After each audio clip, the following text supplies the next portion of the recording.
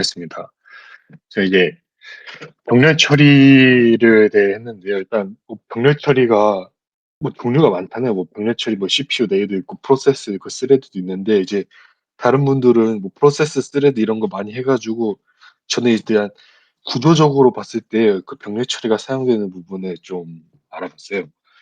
근데 기본적으로 어떤 그 처리 프로그램 자체 이제 수준에서 먼저 병렬 처리에 먼저 보면요.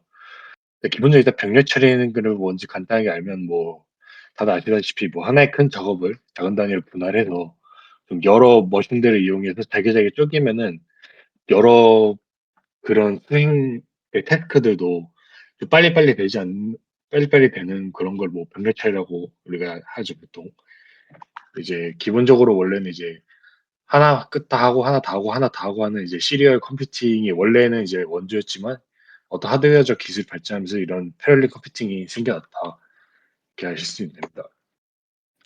옛날에는 기존에는 이제 CPU 성능을 하나의 CPU하고 이걸 성능을 높이는 게 프로그램 이런 컴퓨팅 성능을 높이는 거다라고 했었는데 이제 그게 아니라 이런 뭐 사람으로 따지면은 뭐 아무리 빨리빨리 짐을 옮겨도 한계가 있으니까 야, 여러 사람으로 어떤 태스크를 나눠서 하는 게 낫다는 거 이제 하고 그래서 이제 요즘 하드웨어 기술 발전도 이런 멀티코어가 좀 더 발전식이죠. AI 시대에 도입하는 따라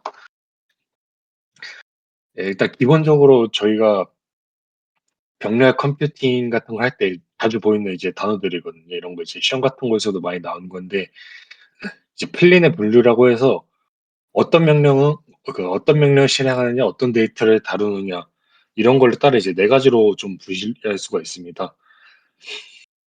음, 그래서 천천히 알아보면은 이제 원래 이제 전통적으로 기본적인 구조죠. 싱글 인스턴스, 싱글 데이터.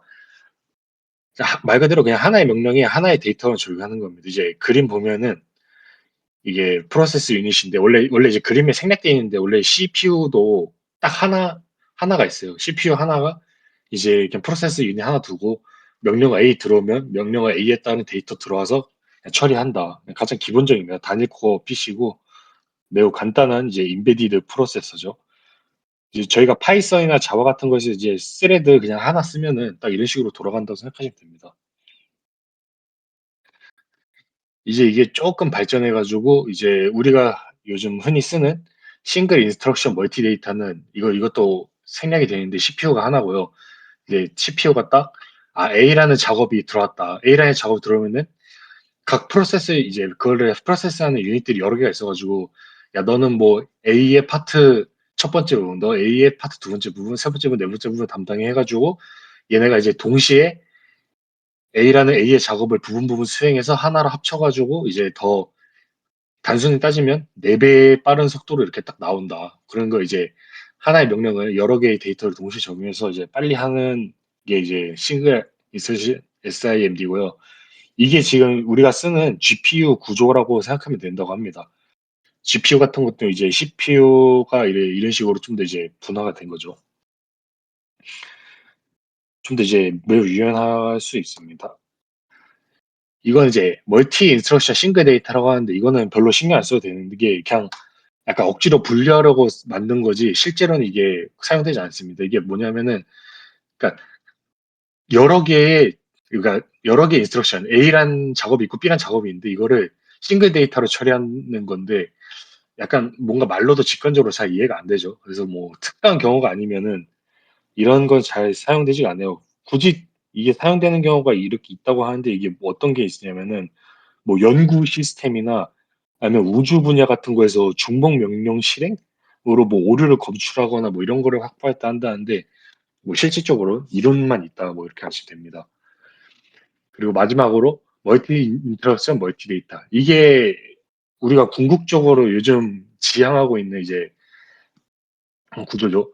이건 이제 CPU가 아까는 이제 한 대라 했는데 이건 CPU도 여러 대일 수도 있습니다. 이제 여러 대가 막 해가지고 야, 너 A란 작업을 네 개 분배해서 작업하는 동안 그 순간에마저도 또 B라는 작업을 또 여러 개 이렇게 분할해가지고 여러 개 빨리 처리한다. 이제 그만큼 코어가 많이 필요하고 좀 하드웨어적인 이거 비용이 많이 들겠죠. 이제 궁극적인 목적이라고 좀 볼 수 있습니다. 그리고 이제 MIMD 구도에서도 조금 종류가 나뉠 수 있는데, 일단 강한 결합이라고 해가지고 이제 타이틀리 쿠퍼드 시스템인데, 이거는 이제 이런 CPU나 프로세스 유닛, 이런 인스트럭션 풀, 데이터 풀 같은 이런 여러 가지 하드웨어들이 이런 그니까 뭐라고 해야죠? 이런 데이터 처리 유닛 이런 단위들이 하드웨어 레벨에서 이제 빡빡하게 연결된 구조라고 알 수 있고요. 이 보시면 I/O, 뭐 로컬 메모리, 프로세스 이런 것들이 그냥 다 물리적으로 연결이 되어 있는 구조라고 합니다. 그리고 이제 하나의 노노 공유리가 있고, 그리고 물리적으로 돼 있기 때문에 그런 이제 여러 CPU, 이런 이제 CPU가 여러 가지 이게 하나로 묶였으니까 좀 그런 통신 비용이 낮고, 뭐 그 대신 장단점이 있겠죠. 뭐 이렇게 CPU가 많아질수록 뭐 메모리가 이제 병목 현상이 생기거나, 아니면은 캐시 일관성이라 해가지고 여러 가지 하드웨어 자를 동시에 막 공유하면은 이런 동시성 문제도 좀 생기고 해가지고, 또 그런 거에 대한 장단점이 있고, 또 그와 반대로 이제 약한 결합이라고 해서 좀 이제 병렬 처리의 그런 그 유닛 단위들이 좀 이제 네트워크식으로 연계되어 있는 구조를 보통 우리가 약한 결합이라고 합니다. 대표적으로 뭐 우리가 하도, 뭐 AWS, 그리고 우리가 배웠던 이제 MSA 같은 구조들도 딱 이런 병렬 처리라고 할 수가 있고요. 아무래도 이제 확장성이 매우 좋죠. 이제 하드웨어는 이미 이제 약간 고정된 박아버린 그런 느낌이라 뭔가 확장하거나 추가하거나 하기가 어려운데, 그 대신 이거는 확장성이 좋고, 또 분산 환경이나 이런 거에 또 장점이 있고, 대규모 빅데이터 이런 거에 좀 유리하다고 합니다. 예, 그 대신 단점은 이거의 반대로 이제 통신 비용이 조금 늘어나고, 그지? 통신 비용이 늘어나고 뭐 프로그래밍 난이도가 증가한다, 이렇게 할 수 있습니다.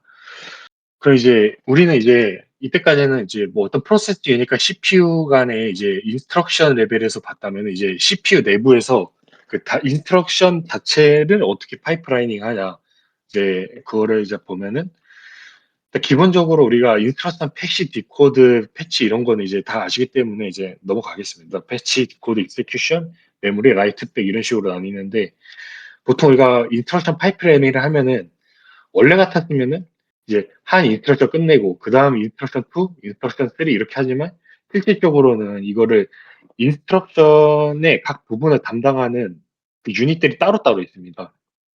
이제 패치를 담당하는 이제 유닛들은 뭐 명령어, 캐시, PC, 주소 계산기, 프로그램 카운터죠. 그런 게 있고, 디코드는 뭐 디코더, 레지스터, 익세큐션은 뭐 ALU, 뭐 메모리는 뭐 로드, 스토어 유닛, 라이트백은 뭐 레지스파 이런 식으로 해서, 약간 뭐 이 비유하기 쉽게 뭐 맥도날드 같은 데서 햄버거 만드는데 햄버거를 다 똑같은 데서 만들지 않아요. 어떤 그릴로 굽고 감자튀김 굽고 어떤 뭐 반죽 만들고 이런 게 다 따로따로 있듯이, 이런 게 겹치지 않기 때문에 이런 식으로 처리해야 된다고 직관적으로 생각해야 될 거를 실제로는 이제 이렇게 따박따박 붙여서 처리할 수 있다라고 알 수 있습니다.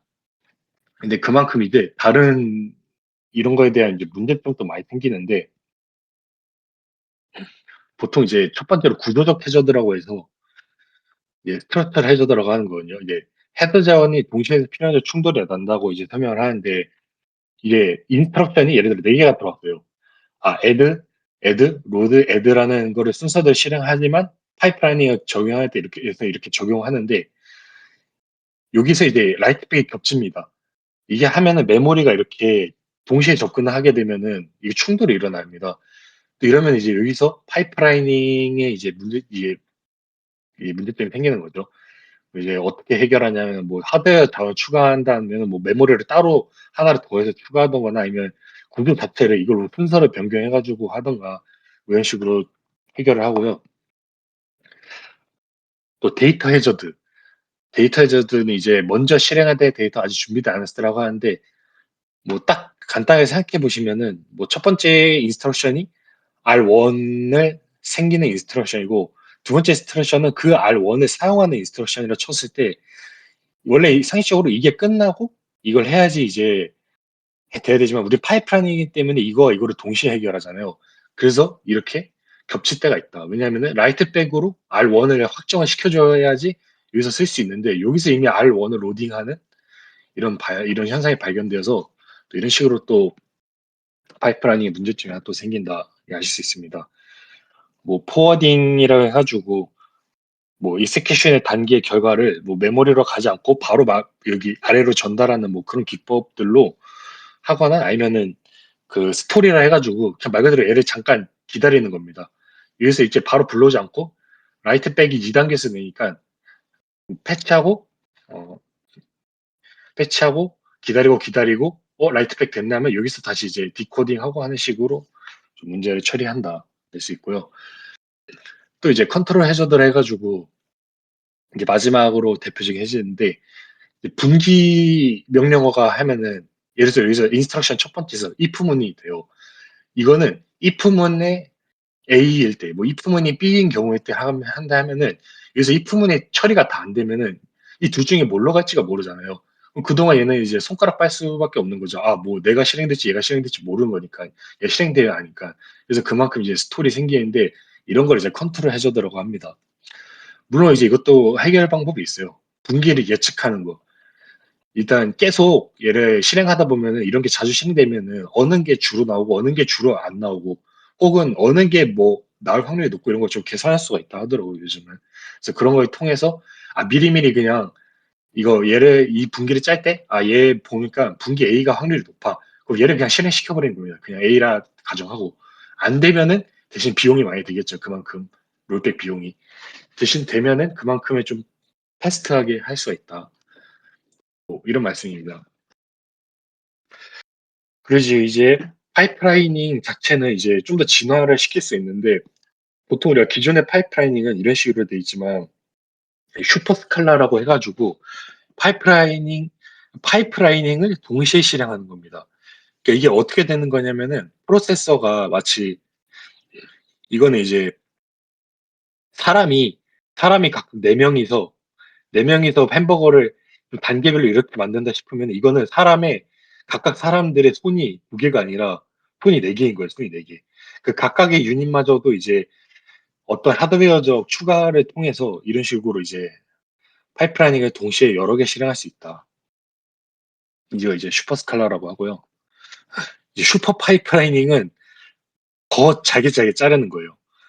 보통 원래 패치하고 디코딩 하면은 이 단계에서 패치하고 디코딩하고 익스큐션이 이게 정상인데 그게 아니라 이 패치 단계 내마저도 이제 좀 더 스레드나 이런 프로세싱을 좀 더 잘게 잘라서 최대한 그러니까 최대한 안 겹치고 효율적이게 이렇게 딱딱딱 붙는 걸 슈퍼 파이프라이닝이라고 합니다. 그래서 궁극적으로는 이 두 개를 합치면은 이렇게 이제 괴랄한 성능을 낼 수 있는 이제 파이프라이닝 구조가 이게 된다. 이걸 이제 말씀드릴 수 있습니다. 발표는 여기까지고요. 혹시 뭐 질문 있으십니까?